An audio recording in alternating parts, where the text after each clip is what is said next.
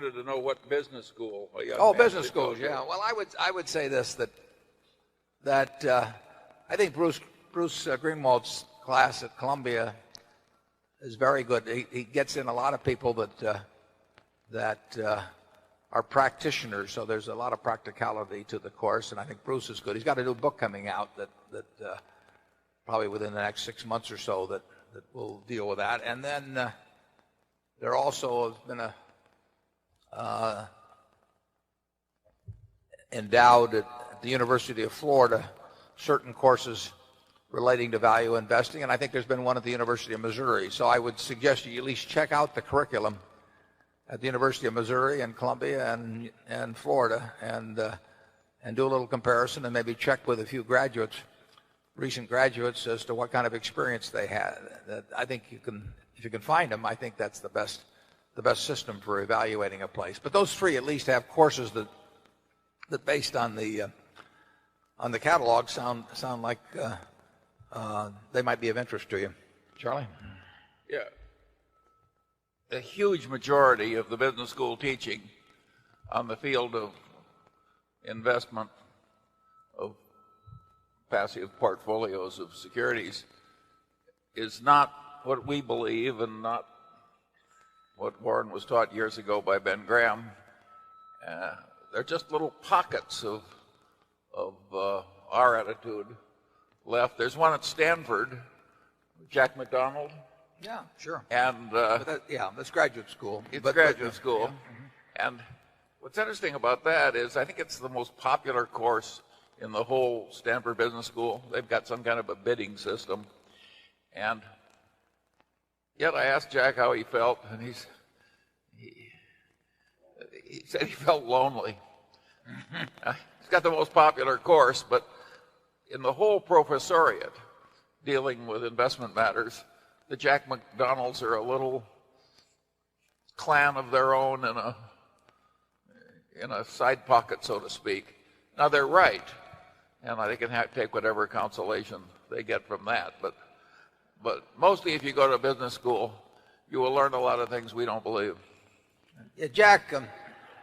Bob Kirby comes in and works with Jack sometimes too, and Bob has got a terrific mind in terms of investment. So there's no question about that.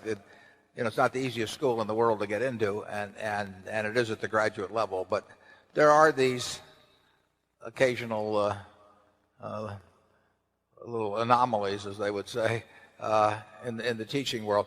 I mean, what you really want a course on investing to be is how to value a business. That's what the game is about. I mean, if you don't know how to value a business, you don't know how to value a stock. And if you look at what is being taught, I think you see very little of how to value a business, and the rest of it is playing around maybe with numbers or Greek symbols or something of the sort. But it doesn't do you any good. I mean, in the end, you have to decide, whether you're going to value a business at $400 million or $600 million or $800 million, and then you compare that with the price, and that's what investing is. And I don't know any other kind of investing, basically to do. And that just isn't taught. And the reason it isn't taught is because there aren't teachers around, who know how to teach it. I mean, they don't know themselves. And since they don't know themselves, they teach something that says nobody knows anything, which is the efficient market theory. And if I didn't know how to do it, and if I ever teach physics, I'm going to come up with a theory that nobody knows anything, because it's the only way I can get through the day. But it's fascinating to me how the really great universities operate in this respect. If you get a sacred writ, I mean, you get in the finance department because you sign on, to whatever the present group thinks. And if they think the world is flat, you better think the world is flat too. And your students better answer that the world's flat when they get on exams.